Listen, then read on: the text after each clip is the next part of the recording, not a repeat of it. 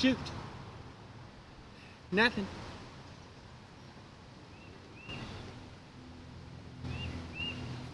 Every day I do my early morning patrol just to make sure everything's all right, and then I come back, I feed my birds and feed the dog, and I check the mail 4 or 5 times. Just because you never know. But I know you guys didn't come out here all the way down here to see my bird houses or my dog or anything. So let me just go get my gear and my badge and show you what Special Police all about.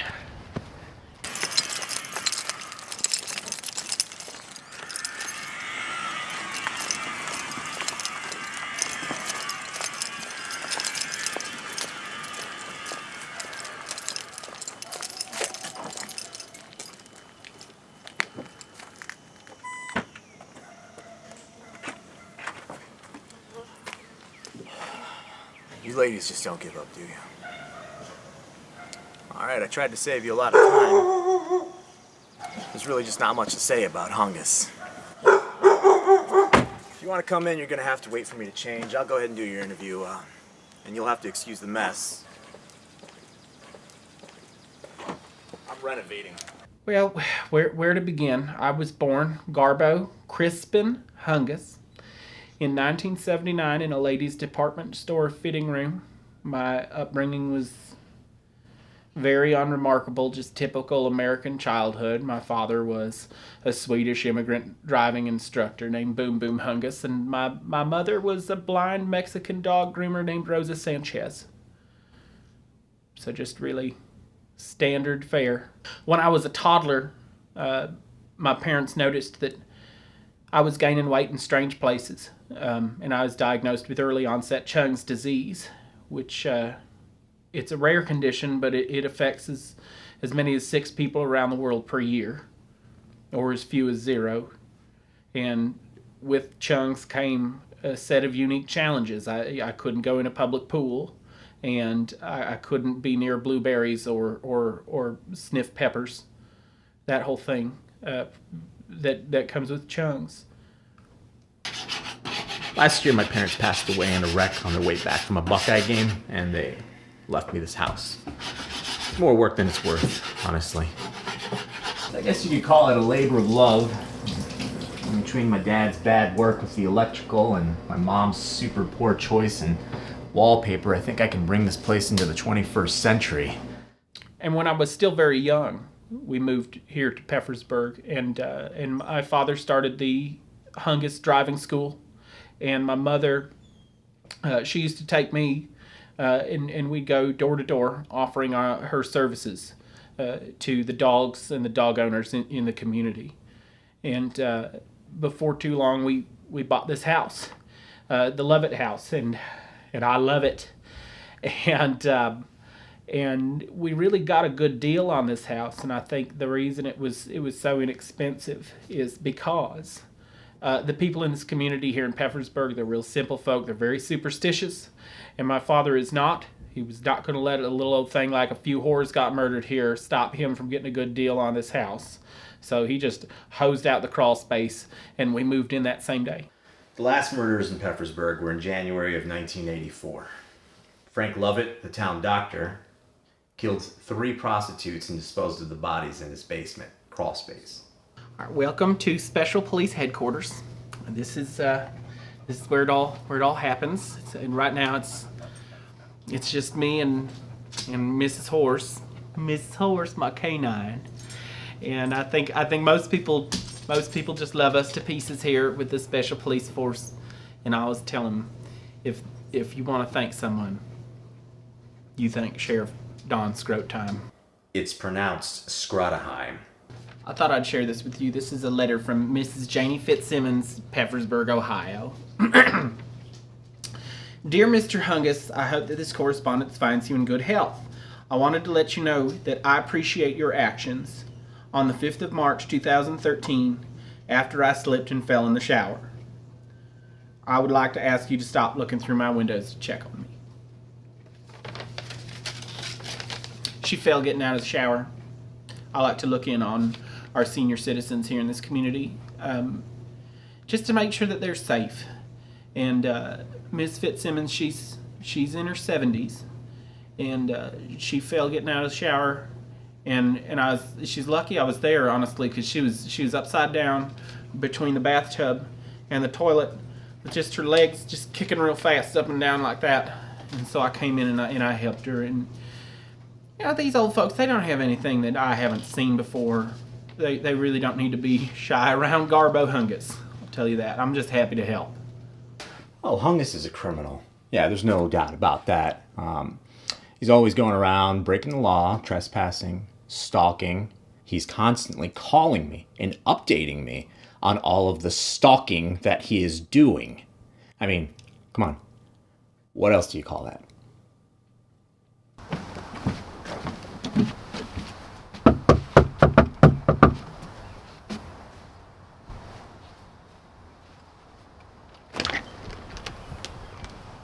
Hey, Garbo.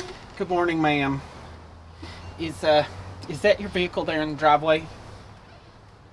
Garbo, you know that's my van.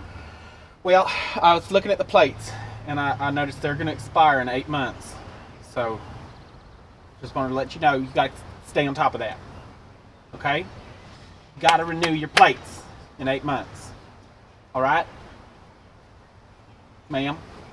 Okay, Garbo. We're always getting calls about that idiot.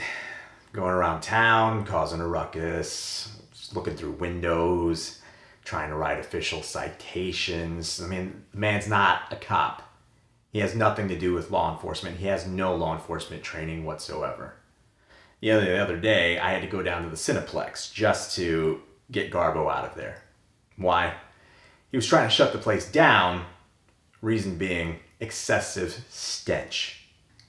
Meanwhile, the Lucky Mart on the other side of town was getting robbed.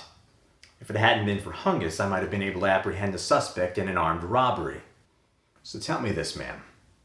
Is he a local folk hero or a public nuisance? Believe it or not, I didn't always want to be in law enforcement. When I was very young, I wanted to be a cowboy. And when that didn't work out, I wanted to be a pilot. And then when that didn't work out, I decided I'd like to be unemployed. And I achieved that goal, and I was happily unemployed for a number of years. And then one day, I was shopping at Food Eagle. And on this particular day, I saw at the deli counter, they were getting ready to butcher a little 2 or 3 foot shark. It was a spiny dogfish, I think. And I walked over, and I said, is that a shark?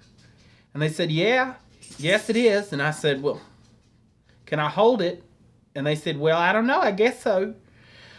And I picked up the shark, and it attacked me. And I was just whirling around with this shark on my neck like a dervish, and I knocked over all these bagel bites, and I got blood all over this really gorgeous raisin loaf, and I slapped a bunch of bystanders with the tail, and it was just a real mess, and my life flashed before my eyes. I nearly lost my life. I was rushed to the hospital, and they fixed me up. And it's still only the second recorded shark attack in the state of Ohio. Yeah, I responded to that call. That was really something. It takes a special kind of stupid to get attacked by a shark in a landlocked state. And so I received a handsome settlement from Food Eagle. And if there's anything that my near-death experience had taught me, it was that I was wasting my life. And so as soon as I got out of the hospital, I started dancing and dancing and dancing, and I was just dancing up a storm in my room in the basement. And one day, it was the next day, I was furiously just practicing pliés, just one after another, after another, after another, and my sutures split open, and I almost bled to death again. A special kind of stupid. So I sued the hospital, and I sued the company that made the sutures. And I just went ahead and sued Food Eagle again, and I got another handsome settlement. And from that point on, my life was dedicated to my masterpiece, my musical. Hungus and his shark bite money. We arrest him, hold him for 24, 48 hours, he just pays his fines, bonds right out. It doesn't matter that he's a completely unrepentant repeat offender, because he's well off. That, and there's something obviously very, very wrong with him.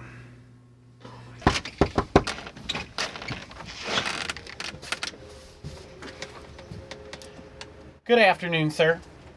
Yeah? My name is Officer Hungus. I'm with the Special Police. I want you to know that I saw what you did in that porta potty, or rather, I should say, I'm a victim of what you did in that porta potty, because that smell, sir, was criminal. Smell? It's a Class 9 stench violation, and today I'm here to give you a formal warning from the Special Police, and I want you to cut all the meat from your diet, cut all the dairy from your diet, just drink water for a while, because you got to do something about that smell. All right, now I'm just writing you a warning today, but next time you're going to get a ticket. Next time I might have to do a citizen's arrest. I'll work on it. All right, thank you very much, sir. Good afternoon. Have a nice day. All I did was let him off with a warning. He's gonna give me attitude like that. So finally, I'd written my masterpiece, my musical, I'm Just Dandy. And I just put everything that I had into this musical. I wrote all the songs. I designed all the costumes.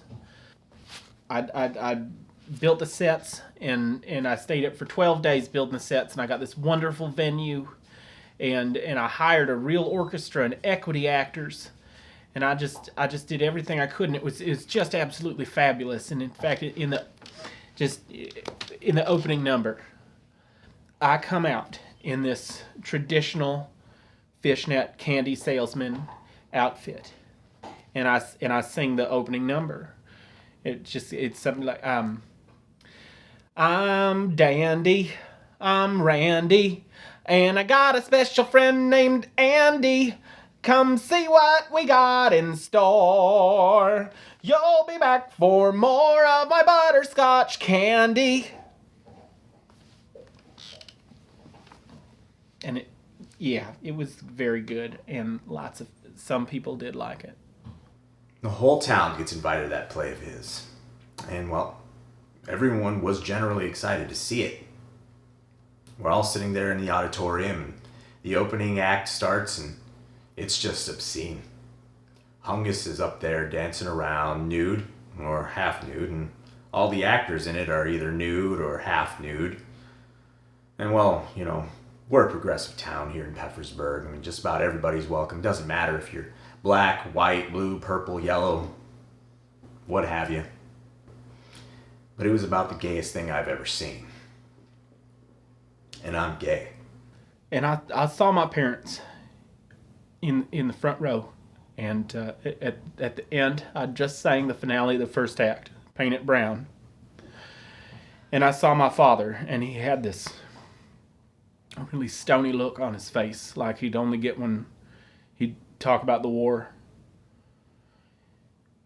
And I knew it was because in that moment he saw me as a man, and he was proud of me for the first time in my life. And I looked at my mother, and it was kind of hard to read her expression because she didn't get much out of live theater. Yeah, I remember that. I mean, I've seen plays before, things that would make you blush. I saw all the plays at the old playhouse here. I saw Brigadoon, Oklahoma, Fiddler. I saw Cats in the city once. I saw Hair. But I'm Just Dandy was the worst thing I've ever seen. I mean, they did not have to have so many men's buttholes in that show. I mean, this show was just penises and balls and rectums. I mean, You know, I may have seen a glimpse of Rum Tum Tugger's scrotum when I saw cats, but I'm pretty sure that was like some kind of wardrobe malfunction or something. I don't think that was supposed to be in there. I'm pretty sure. And at the end of the second act, I looked out and my parents were gone. And I went backstage to look for them and they weren't there. And I went out to the lobby and they weren't there, and I just knew something was wrong, so I just went straight to the police station. I didn't even change out of my butterscotch Spankies. And I filed a report and they looked for them and there's just no sign of them. Their car was just gone, and a couple weeks later, their car turned up in a ditch outside McAllen, Texas, just completely torched. So we had a little funeral for them, and I didn't do much of anything for a while.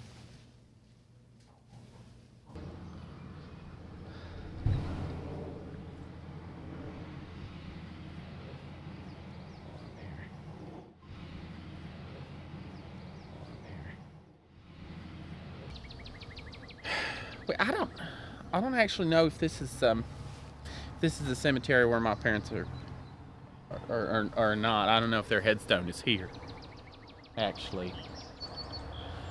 But after I'm Just Dandy ended so badly, and my parents' disappearance, their dog was murdered, and I had to have an emergency rectal surgery. I fell into just a very deep depression, and I'd go out at night and I'd drink all night and I'd dance erotically at the clubs, and then during the daytimes I'd just lay around in bed and eat fluffernutters all day long, just all day long, and I was lost, and then my chunks caught up with me, and it caught up with me big time, and I developed a condition which is a complication of chunks called big leg, and so I could not dance anymore. I couldn't sashay, I couldn't pat a beret, I couldn't kickball change, I couldn't high kick, I couldn't can, I couldn't really do much at all. I could dance with my hands, but it just wasn't the same. And so I ended up spending a lot of my time on internet chat rooms. And apart from the special police, that's what really gave my life purpose, because that's where I met Vanina.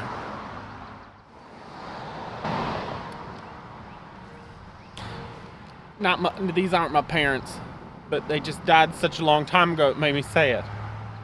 Vanina is a gorgeous, very special, flexible black woman, and I just love her to pieces, and we are each other's soulmates. And unfortunately, about 4 months ago, she got in some trouble for biting her mailman, which, because it happened so many times, she's incarcerated right now. She'll be incarcerated for another 6 to 8 months. But we send each other little packages and letters, and I'm actually working on a package right now. We put all her favorite foods: frosting, hamburger helper, baking powder, and a little love notes and little drawings of intimate drawings of what we do to each other and things like that, because we just love each other so much. And when all this is said and done, we already talked about it. She's going to come out here, and we're going to have a beautiful wedding, and she's going to be Mrs. Vanina Cummins Hungus, and she's going to live here with me. And this, I use the scented marker, so it smells like grapes. Hey, Doc, it's Lee Combs. That Hungus guy knocked on my door the other day, and he's just been following me around ever since. I'm trying to ignore him, but I take prescription hemorrhoid cream that I get in the mail. And I've seen him digging in other people's mailboxes. I think he took my cream. It broke 100 degrees the other day, and I'm in a lot of pain. So if you can get that cream back for me and tell him to stay off my property and stop digging through my trash, I'd appreciate that. I know you're busy, but I just can't even live my life anymore. I've got hemorrhoids. Thanks.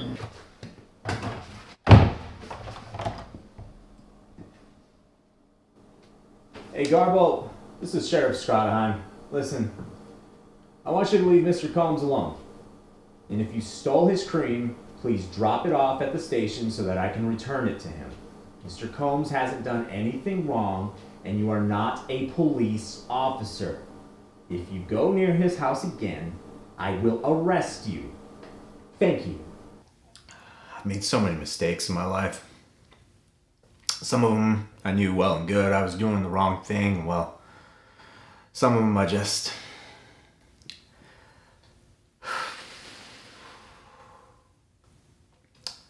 Garbo's parents were gone. His play had made him the laughingstock of the community. He got diagnosed with that, his leg thing, whatever it is. I just felt bad. See, you can imagine what I thought when he strolled into the police station a while back when we had this open position for a deputy. I just couldn't bring myself to say no. Early on in our relationship, Vanina asked me, Garbo, what is your dream? And I said, I don't know what my dream is. And she said, well, you're going to have to figure it out. You got to chase your dream down. You got to tackle it down to the ground, and you got to own that dream. And I really took that to heart. And so I thought about it, and I thought about it, and I'd wake up in the middle of the night just soaked in sweat and urine, and I'd say, Garbo, what is your dream? And finally, one night, I had a dream. And it was with Starsky and Hutch, which I always love that show. My dad only let us watch Starsky and Hutch, Hee Haw, and the Looney Tunes. And in my dream, Starsky and Hutch were in a giant vat of melted taffy. And they looked up and they said, Garbo, lift us up with your strong arms. And I looked over, and there was Captain Dobie and Huggy Bear. And they said, you're the man, Hungus. And I reached down, and I grabbed Starsky and Hutch by their soft yet strong hands, and I pulled them up. And they weren't wearing any pants. And I cradled them in my arms like a couple of ruggedly handsome babies. And I looked over at Captain Dobie and Huggy Bear, and they weren't wearing any pants either. And it was at that moment that I knew I was destined to become a police officer. I mean, he couldn't run, he couldn't jog, he couldn't jump, he couldn't climb a ladder, he couldn't do a push-up, he couldn't get down on the ground. And if he did find himself on the ground, it was by accident. And when he was down there, he refused to get back up without assistance. Truth be told, I spent most of the time picking him back up. Sheriff Scroteheim didn't think that I was going to be able to pass the physical portion of the police test. But I went out there, and I strutted, and his jaw just dropped. And it was like he could not believe how bad I wanted it and how hard I was pushing myself versus everyone else. I pushed myself to the point of complete exhaustion, to the point that I collapsed more than a dozen times. And he actually had to help lift me up off the floor. None of the other recruits fell down. What is the maximum fine for a first offense DUI?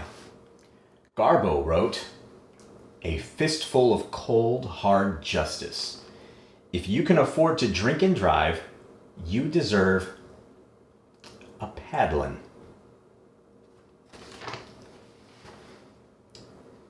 This was a multiple choice question. And I was just busting out sassy one-liners, one after another, bam, bam, sass, sass, sass. It was sass in the grass. And I knew there was no way that Scroteheim was going to be able to say no, because here you've got this guy, and he comes in, no idea until just recently his last dream was to be a police officer, and he's already strutting, and he's already busting out these sassy one-liners. If you think about all the great police that there ever were in history, Starsky, Hutch, Captain Dobie. This was the worst written examination I have ever seen. And we had a recruit once drop dead before she finished the first question. Ventricular brain aneurysm.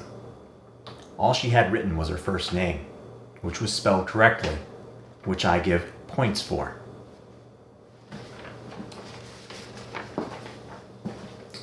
This says Garbo.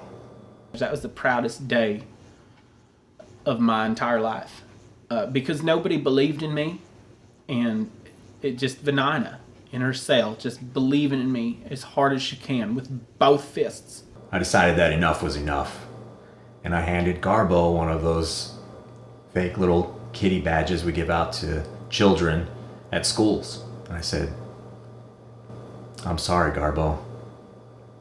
Please go home." And he said to me, "Garbo, I'm so sorry." And he handed me my badge. And I knew then and there that he realized I was a better police officer than he was. And from that point on, I was the creme de la creme. I am a highly specialized, unpaid special police force, just a one-man wrecking machine. My life is a nightmare. You know, here's Sheriff Don Scroteheim, and here's me. So that I'm not that much better of a police officer than he is. But then you think about it, if I've got a cold, if I've got diarrhea, if I've got a wet rash, it's a little more like this. See, and that's not much of a difference at all. So if I have diarrhea, and I often have diarrhea, I'm still only just slightly better of a police officer than Sheriff Scroteheim. All right, it's 1:30 in the p.m. on a Wednesday, and I'm out here at the Porta-John at Prescott Park, and here we got, this is him. This is Lee Carson Combs. This man he's at the tippity top of my stinky list, and I can't make heads or tails of this. All day long he's doing this. He's going, look at what he does. He's going one porta potty to the next. Big old trash bags with him, and look at that. He just got in there. I don't know what he's doing. I think he must be saving his number twos in bags. And the stench is what's wafting up over the town. He's the Peffersburg wafter. You're the Peffersburg wafter! That's right, I caught you on camera, you dang old wafter! I got you on camera, your wafting days are done! He knows I'm on to him now. I got him on camera, and his wafting days are done. Your wafting days are done, Peffersburg wafter! Dang old wafter. Yeah, we got a lot of loiterers. A lot of serial loiterers. We got noise violations. People are really loud. And a lot of excessive stench. This is a wonderful, Peffersburg's lovely community, but it's full of just some stinky, stinky people that just got bad, bad odors on them. But the worst of the worst, public enemy number one, real pube in the meatloaf, that's those Hogan sisters. They say the children are our future, but I hope that's not the case, because those darn Hogan sisters, they're just the bad, bad Hogans. I've had eggs thrown at me. They've thrown toilet tissue around in my yard, and in my trees, and on my stone goose. And that little Nancy Hogan, I'll tell you, she's the worst of the worst. She's actually put rotten hot dogs in my mailbox, and I can't prove it, but I know they've each of them done a number two in my yard, because I'm a grown man, and I know just from the size of it that those poops did not come out of Mrs. Horse. Our mom says Garbo's an idiot. We mess with him all the time. All the time.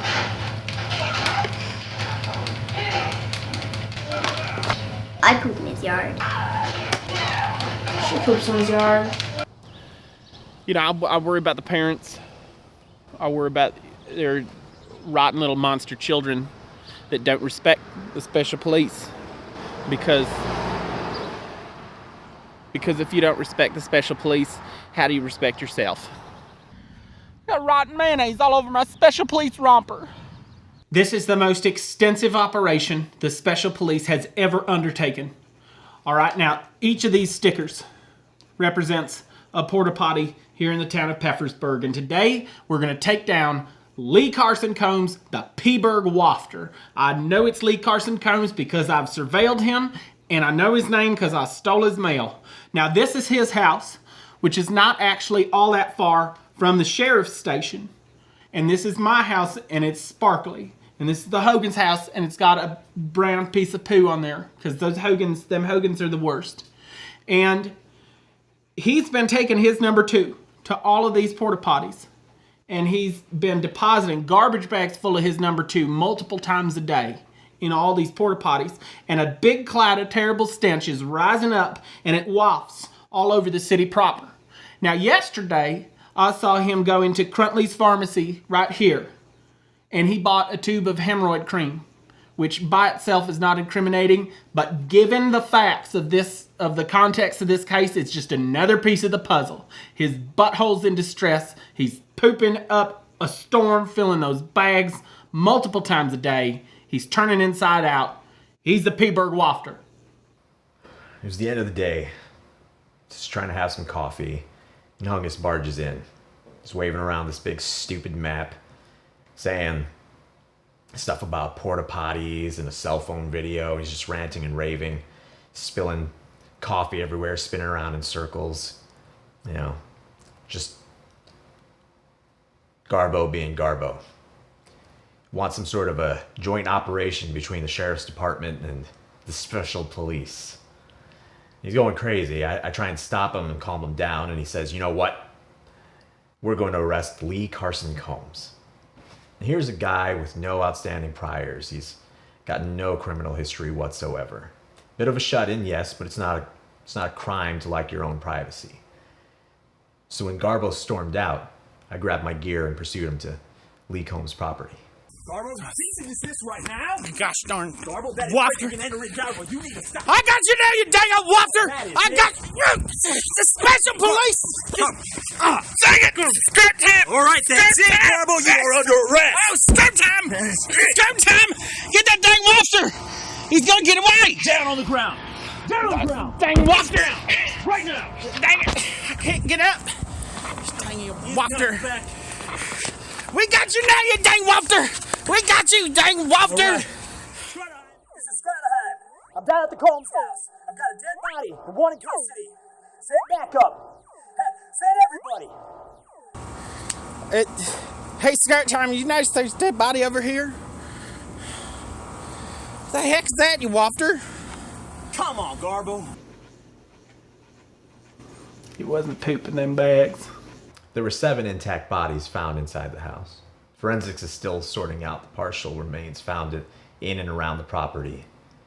We don't have an exact count of how many contributors there are for that, but we were able to retrieve the remains of 12 individuals Mr. Combs was trying to dispose of in porta potties around the town of Peffersburg. 30 years without an incident in this town, and this falls in our laps. Lee Carson Combs, the Ohio werewolf. One of the most prolific serial killers in American history. And we've got international coverage for this, and it was happening right under our noses. We're being criticized as being incompetent. But you know what? That's not fair. We haven't identified all the victims yet. A lot of them were transients, people who rode the rails into town, hopped off the train, never hopped back on. Some of them were locals that were reported missing.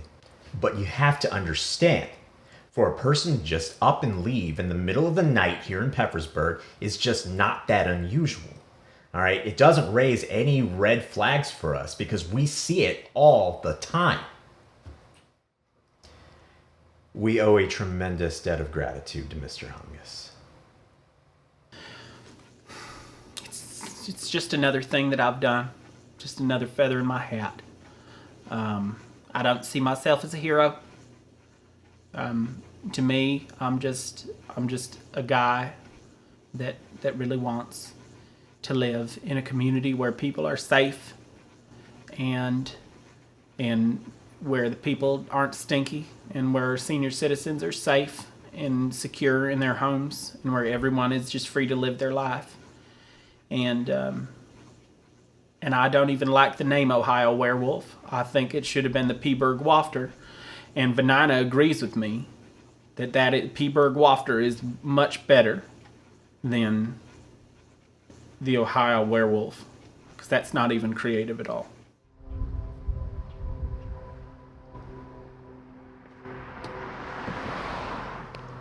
Shoot! Nothing. I'm going down the track, I got tears in my eyes, trying to read a letter from my love. And if that dream was me right, I'll be home by tomorrow night. But I'm 900 miles from home, and I hate to hear that lonesome whistle blow.